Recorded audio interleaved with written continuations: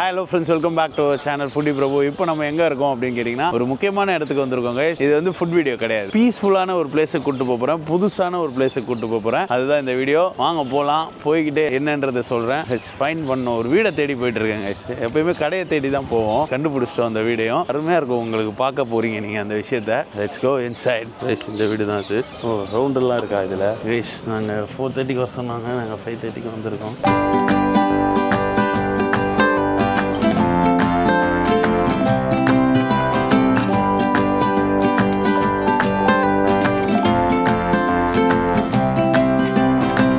இப்போ தெரியுதா நான் எங்கே வந்திருக்கேன் அப்படின்னு உங்களுக்கு தெரிஞ்சிருக்குன்னு நினைக்கிறேன். ஆல்ரெடி ஒரு பேட்ச் போயிட்டுருக்கு. எவ்வளோ கிளி இருக்குது பாருங்கள். நான் கிட்ட போனால் பறந்துருமோன்னு பயமாக இருக்குது. இங்கே ஃபுல்லாக சாப்பாடு வச்சுருக்காங்க பாருங்கள். அந்த கிளிக்கு வந்து ஃபுல்லாக சாப்பாடு வச்சுருக்காங்க. அவ்வளோ கிளி வருது.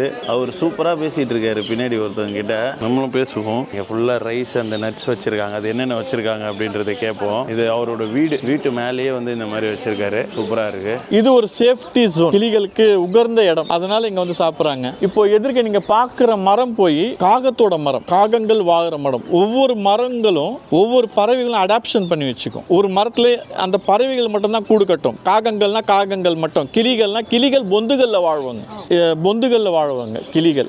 இந்த காகத்தோட மரம் 15-16 வருஷமா நான் ஃபுட்டு டெய்லி உங்களுக்கு அளிக்கும் போது நான் என்ன பார்த்தேன்னா, இந்த காகங்கள் இந்த கிளிகளுக்கு, இத்தனை ஆயிரக்கணக்கான கிளிகளுக்கு அந்த இடத்த கொடுக்குறாங்க. நீ இந்த மரத்தில் உட்காந்து சாப்பிடுங்க, பட் என் நெஸ்ட்டில் மட்டும் உட்காராதீங்க. அவங்க குஞ்சு போட்டிருப்பாங்க, ஆமாம் முட்டை போட்டிருப்பாங்க. அந்த முட்டையில் மட்டும் உட்காராதீங்க, அந்த குஞ்சு நெஸ்ட்டில் சொல்லிட்டு அது மட்டும் அங்கே அந்த அந்த ஒரே ஒரு காகம் மட்டும் உட்காந்துருக்கும். நீங்கள் அந்த கேமராவில் ஜூம் பண்ணி பார்த்தீங்கன்னா பாருங்கள், அந்த காகங்கள் அந்த நெஸ்ட்டுக்கு மட்டும் இப்போ ஃபாலோ பண்ணும். ஆனால் நம்ம வருங்காலம் என்ன பண்ணுறாங்க, இந்த அரசியல்வாதிகளும் அந்த கான்ட்ராக்ட்ஸ் எடுக்கிறவங்களும் இந்த மரத்தை நிறைய வெட்டிடுறாங்க, இயற்கையை பாழ் பண்ணுறாங்க.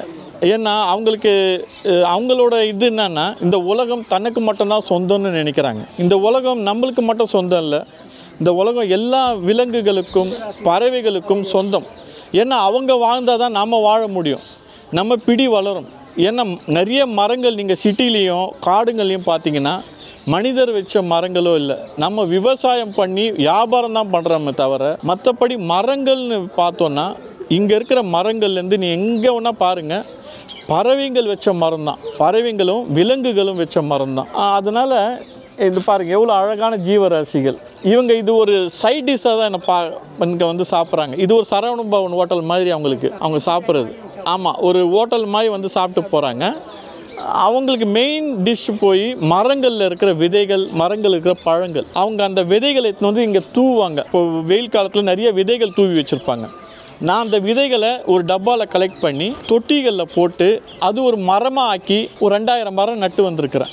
ஆமாம், அதெல்லாம் சும்மா தொட்டியில் போட்டாவே வளர்ந்துடும்.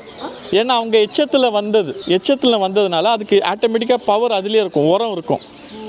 அதுக்கு நீங்கள் எதுவுமே பண்ண தேவையில்லை, அதுவே வளர்ந்துடும். அந்த மரத்தை போய் நான் ஒரு 2000 மரம் வச்சுட்டு வந்திருக்கிறேன். உதாரணத்துக்கு நீங்கள் பார்த்தீங்கன்னா அங்கே பார்க்கலாம், அந்த மரங்கள் எல்லாமே அவங்க விதைகள் தான்.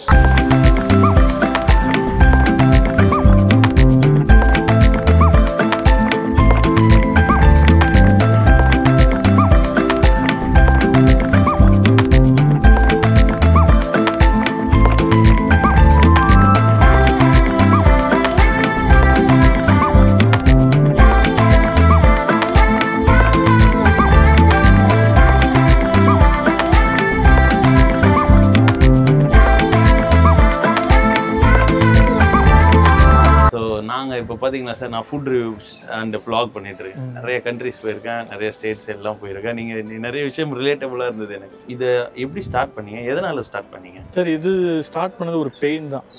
எங்கள் அப்பா இறந்த உடனே தனிமை எனக்கு தேவைப்படுது. தனிமைன்ற ஒன்று மொட்டை மாடி தான் நம்மளுக்கு எல்லாருக்கும். ஒன்று பீச் இல்லை மொட்டை மாடி தான். நம்ம வீட்டில் போய் மொட்டை மாடியில் உட்காரும் போது பறவைங்களுக்கு ஒரு அம்மா சாப்பாடு போட்டுருந்தாங்க காகத்துக்கு. அப்போது நின்று பார்க்கும்போது அதில் சில காகங்கள் சாப்பிடாம உணவு இல்லாமல் கத்தின்னு போகிறது பார்த்தோன்னே என் வீட்டில் இருந்த உணவு எடுத்துன்னு வந்து இவங்களுக்கு போட்டேன், அந்த காகங்கள் சாப்பிடணும். இது என்ன பண்ண மறுநாள் அதேமாரி கொஞ்சம் போட ஆரம்பித்தேன். காலப்போக்கில் இது கண்டினியூஷனாக அப்படியே மாற ஆரம்பிச்சுது. அம்மா என் மனசில் ஒன்று தோணுச்சு, ஏன்டா காகங்கள் மட்டும் இவங்க என்ன பாவம் பண்ணாங்க, மாதத்துக்கு ஒரு தடவை வைக்கிறோம், நம்ம இவங்க பறவைங்களுக்கு ஒரு டெய்லி வைக்கலாம்னு சொல்லிட்டு டெய்லி வைக்க ஆரம்பித்தேன் பாருங்கள். திடீர்னு ஒரு நாள் மழை பெஞ்சு விடும்போது கிளிகள் வந்து சாப்பிட்டாங்க. அந்த கிளிகளோட அழகை பார்த்து எனக்கு ஒரு மனசில் வந்தது, கிளிகள் எப்படியாவது அட்ராக்ட் பண்ணி வர வைக்கலாம்.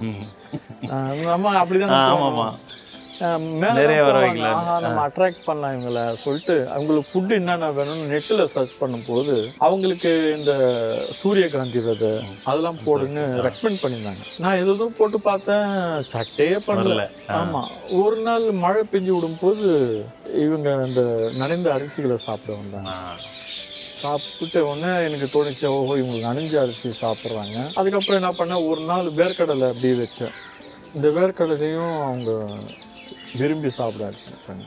இந்த ஒரு அவங்க காலால் பிச்சு அந்த வேர்க்கடலை தோலை எடுத்து அழகா சாப்பிடுவாங்க, ரசிச்சு சாப்பிடுவாங்க. அது சரி சரி சரி.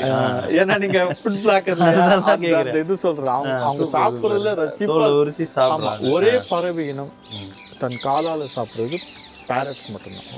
ஆமாம், நம்ம சவுத் இந்தியாவில் இருக்கிற எங்கள் வீட்டுக்கு இப்போ ஜனவரியில் 15,000 கிளிகள் வராங்க. ஏன்னா வருஷம் வருஷம் இவங்களுக்கு மரங்கள் இல்லாத பட்சத்தில் உணவு பற்றாக்குறை, அவங்க இங்கே வீடை தேடி வந்துடுறாங்க.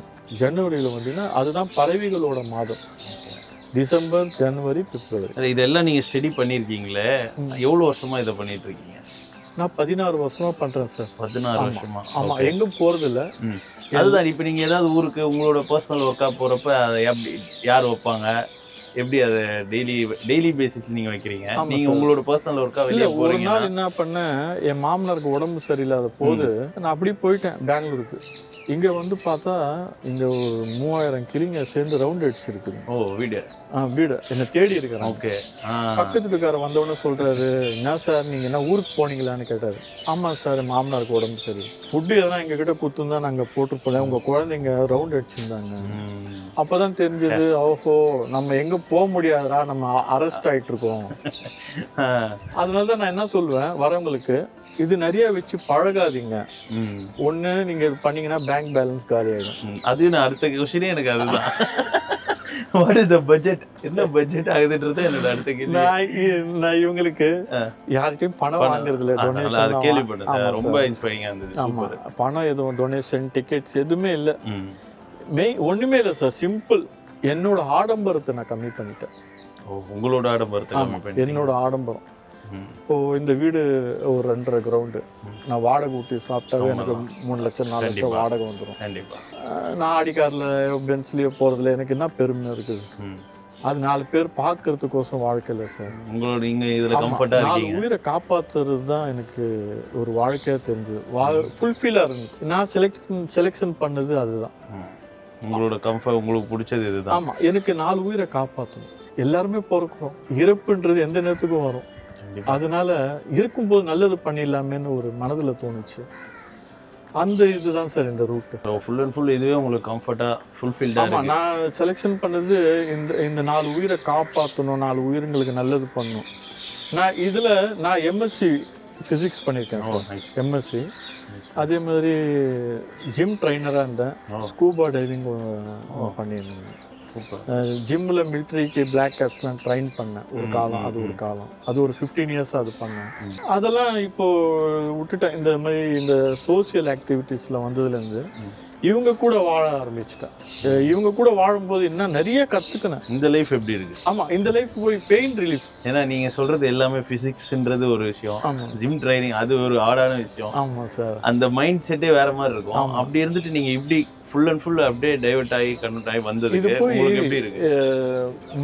மன வலிக்கு மருந்தே இல்லை, பீஸ்ஃபுல்லாக இருக்கு. ஆமாம், இது போய் அந்த மன வலிக்கு நல்ல மருந்து சார். நான் போயிடலாமா? சிட்டுக்குருவி வரும், அதுக்குன்னு வந்துருக்கு. சிட்டுக்குருவிலாம் இருக்கா சார்? இப்போ வருது நிறைய வந்து தீபாவளி இறந்துட்டாங்க. தீபாவளிக்கு? ஆமாம், இது அப்படியே கலந்தே வச்சிருவீங்களா சார் நீங்கள்? ரைஸையும் வேர்க்கடலாம் போட மாட்டேன், இது சைட் டிஷ் தான், சேர்வா இல்லை. ஓ ஓகே, சும்மா அதுக்கு வந்து ஒரு சைட் டிஷ் மாதிரி. ஆமாம், இது சேர்வா மாதிரி போட மாட்டேன். இவங்களுக்கு வேர்க்கடலை பிடிக்கும், இப்போ இந்த அரிசியில் என்ன பண்ணுவாங்க, காத்தால இதுல வேர்க்கல்ல வச்சிங்களா? எல்லாம் வச்சுட்டேன், எல்லாம் வேர்க்கல்ல மட்டும் கறி. ஆமா, வேர்க்கல்ல அவங்களுக்கு ரொம்ப பிடிக்கும். இப்போ நீங்க பிரியாணி என்ன பண்ணுவீங்க? ஆமா, கறி எடுத்து சாப்பிட்டா அம்மா பிரியாணி கலந்து அடிப்பீங்களா? அது மாதிரி தான் இவங்க நம்ம மனிதர்கள் மாதிரி தான், பட் இயற்கையோட வாழ்றாங்க. நீங்க மார்னிங் எதுக்கு வைப்பீங்க? மார்னிங்கும் வைக்கிறேன் சார். மார்னிங் இதே தான் பேரட் வரும் மார்னிங். பேரட்ஸ் தான் பேரட்ஸ் நிறைய வரும். நான் வைக்கல. நீங்க ஃபர்ஸ்ட் ஸ்டார்டிங்ல ஒரு அமௌண்ட் கொஞ்சம் வந்திருக்கும். எப்போ வந்து நிறைய வர ஆரம்பிச்சதை நோட் பண்ணீங்க? ஏன்னா நீங்க ஃபர்ஸ்ட் எடுத்தோன்னே இவ்வளோ வச்சிருக்க மாட்டீங்க, சும்மா ஒரு இது வச்சிருப்பீங்க, 2 இது வச்சிருப்பீங்க. நான் ஆக்சுவலாக சொல்லட்டுங்களா, எனக்கு தெரிஞ்சு நல்ல வருஷங்கள் சொல்லணும்னா 22, 23 அந்த மாதிரி வருடங்கள் ரொம்ப பறவைகள் நிறைய வந்தது. கொரோனா பீரியட்ல எப்படி இருந்தது? கொரோனா பீரியட்ல கீப் சைலண்டா இருக்கும், ஆனா பறவைங்க வரவு அதே மாதிரி தான் இருந்தது. ஆனா அந்த அளவுலாம் எதிர்பார்க்கல. ஆனா 23, 24 அந்த வருடங்கள்ல பறவைங்களை நான் அதிகமா பார்த்தேன். எது என்ன காரணமா இருக்கும் நீங்க கெஸ் பண்ணி அப்ப யோசிச்சிருப்பீங்களா, என்ன இவ்வளவு வருது திடீர்னு மைக்ரேட்டிங் பேர்ட்ஸ்? அவங்களும் நிறைய வந்தாங்க. ஒருவேளை கிளைமேட் நல்லா இருந்ததோ, அவங்களுக்கு உகந்ததா இருந்ததோ தெரியல. 22, 23 அந்த 2 வருடங்கள் நான் பறவைகளை அதிகமா பார்த்தேன். இப்போ கொஞ்சம் கம்மியா தான் பாக்குறேன். ஏன்னா மரங்கள் நிறைய வெட்டுறாங்க நம்ம சிட்டில. அவங்க ஏதோ எக்ஸ்டென்ஷன் பண்றேன், சரி பண்றேன்னு சொல்லி என்ன ஆக்க போறாங்க தெரியல. ஆனா இயற்கை அழிச்சிட்டு வராங்க. ஏன்னா இயற்கை வாழ்ந்தாதான் மனித இனம் வாழும். என்னோட பேட்டர்ன்ல நான் இவங்க கிட்ட கத்துக்கினது நிறைய. இவங்க விதை எடுத்துன்னு வந்து நம்மளுக்கு கொடுப்பாங்க. அந்த விதைகளை நான் இந்த செடிகளில் போட்டு செடியாக்கும். இது பாருங்க, வேப்ப மரம். நான் பார்த்தேன் வந்தோடனே நீங்க பேசிட்டு இருக்கப்ப நோட் பண்ணதே இதுதான். ஆமா, நிறைய ரேர் இதுவா இருக்கு. இங்க வீட்டு மொட்டை மாடல வளர்க்கறதே கிடையாது இதெல்லாம். இது எப்படி நீங்க மெய்யழகன் படத்துல இந்த செடிகள்லாம் நடிச்சிருக்கிறாங்க. ஓ, இதுக்குன்னு டெம்போ புக் பண்ணி பிரேம் சார் வண்டியில எடுத்துட்டு போயிட்டு திரும்பி பார்த்தேன், என்னடா இது நம்ம எடுத்துட்டு போறாங்களே, என் செடிகள்லாம் போதேன்னு மனசு துன்பப்பட்டு இருந்தேன். நல்லபடியா எடுத்துட்டு வந்து கொடுத்துட்டாங்க. அதே மாதிரி எடுத்து வந்து கொடுத்துட்டாரு. வேற பொருள்லாம் கூட எடுத்துட்டு போக வாய்ப்பு இருக்கு, இதை வந்து எடுக்க முடியாதுல்ல, நீங்க பாத்துக்கிறதுன்னு ஒண்ணு இருக்குல்ல. அவரு செடிங்களை கூட எடுத்துட்டு போயிட்டாரு. என் வீட எனக்கு பாக்கிறதுக்கே பிடிக்கல. சிங்கப்பூர் சலூன் படம் எடுத்தாங்க. அப்போ சத்யராஜ், ஆர்ஜே பாலாஜி அவங்களை வச்சு எடுக்கும் போது அந்த கிளிங்களோட இடம் காட்டுவாங்க. நான் சொன்ன டைலாக் தான் நீங்க பாத்துருக்கலாம் சார். இந்த பில்டிங் முன்னாடி கிளிகள் மரம் இருந்தது. அந்த டைலாக் ஃபைனல் அது நான் சொன்ன டைலாக் அப்படியே கோகுல் சார் போட்டார். சூப்பர் சார், இது போடுங்க. ஏன்னா இப்போ வர ஜெனரேஷன் இயற்கையை ஒன்றும் சட்டம் பண்ண மாட்டாங்க. நீங்க ஆக்ஷன் படமோ அந்த படமோ எடுக்கிறீங்களே, ஒரு இயற்கை சார்ந்து போடுங்க சார். அந்த சீன் மட்டும் அவர் எனக்கோசம் போட்டார். அந்த மாத்தினர் கிளைமேக்ஸ்ல. இப்ப நாங்க எங்க ஜெனரேஷனுக்கு நீங்க சொல்ல வருது என்ன? Simple sir. நம்ம பர்த்டே கேக்லாம் வெட்டுறோம், எதோ பண்றோம். நம்ம என்ன பண்ணோம், நிறைய மரங்கள் நட்டோம்னா இயற்கையான உணவுகள் சாப்பிடலாம். நீங்க ஃபுட்டெல்லாம் எடுக்கிறீங்களே, இயற்கை சார்ந்து அப்படி குழந்தைங்க வாழும் போது இயற்கை தான் மனிதனுக்கு தேவை. ஏன்னா உடம்புல எதிர்ப்பு சக்தி கொடுக்கறது இந்த இயற்கை தான். என்னதான் நீங்கள் ஏசியில் இருந்தாலும் அது வேஸ்ட்டு. கொரோனான்றது ஒரு பெரிய பாடமே சொல்லி கொடுத்து போயிருக்குது. இயற்கையை சார்ந்து வாழுங்கன்னு சொல்லியிருக்குது. ஏன்னா கொரோனான்றது ஒரு லங்ஸ் டிசீஸ். ஆமாம், சுவாச கோளாறு. அந்த சுவாச கோளாறு ஏன்னா நம்ம ஏசி சுவாசம், இந்த அழுக்கு காற்றையே ஸ்மெல் பண்ணுறோம். ஏசிலாம் நம்மளால வாழ சிட்டியில் இருக்குமே சார், என்ன பண்ண முடியும்? வேற வழி இல்லை சார், நாம பிறந்துட்டோம். ஆமாம். இப்போ நேற்று சென்சஸ் எடுத்துருக்காங்க பறவைங்களோட எத்தனை இருக்கிறாங்க. பாதி கம்மியாயிடுச்சு. இன்னும் அடுத்த வருஷம் எப்படி ஆகும்னு தெரியல.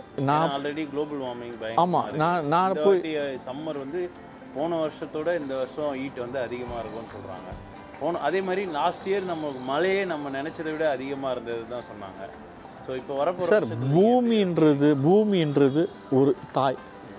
நம்மளை எல்லாமே பெற்றவங்க இவங்க தான். உங்களை என்ன இவங்களை எல்லாம் பெற்று இந்த பூமி தாய். இந்த தாய்க்கு நம்ம என்ன பண்ணணும்? அழிக்கு தான் செய்கிறோம். அதுதான் சொல்கிறேன். இந்த தாயை நம்ம வாழ வைக்கணும், குளுமையாக வச்சுக்கணும்னா நிறைய மரங்கள் நட்டோம்னா அந்த அம்மா குளிர்ச்சியாக இருப்பாங்க. அவங்க நம்மளுக்கு தான் கொடுக்க போகிறாங்க. இப்போ நம்ம இறந்தோன்னா அந்த தாய் தான் போகுது. பிறக்கிறது அந்த தாய் வயிற்றுலாம். பிளாஸ்டிக்கு, கோல்டு எல்லாமே இந்த தாய்கிட்ட தான் எடுக்கிறோம். ஆமாம், சூரியன், இயற்கை எல்லாமே தந்தை. அவங்க வந்தால் தான் நம் மலர்ச்சி ஆகிறோம். உலகமே கண்ணுக்கு தெரியுது. இல்லைன்னா நம்ம இருளில் தான் மூழ்கிருப்போம். கண்டிப்பாக. இயற்கை இறைவனாக இருக்கிறான். இந்த தாய் தான். இவங்களை நம்ம குளிர்ச்சியாக வச்சுக்கணுன்னா மரங்கள் நட்டால் தான் சார். ஏன்னா மரங்கள் தான் நீரை உறிஞ்சி குளிர்ச்சியாக வைக்கிற தன்மை அவங்களுக்கு தான் இருக்குது. அவங்க மட்டும் இல்லை, அந்த மரங்கள் 4 உயிரை வாழ வைக்குது. மனிதன் ஒன்றும் இயற்கையை சார்ந்தது இல்லை சார். மனிதன் இயற்கையை அழிக்க பிறந்தவன். இயற்கையை அழிச்சிட்டு தண்ணியும் அழிச்சிக்கிறவன் தான் மனிதன். கைஸ், நான் நம்மளோட சேனல்லே ரொம்ப ஒரு டிஃப்ரெண்ட்டான வீடியோவாக இருந்திருக்கும் இது.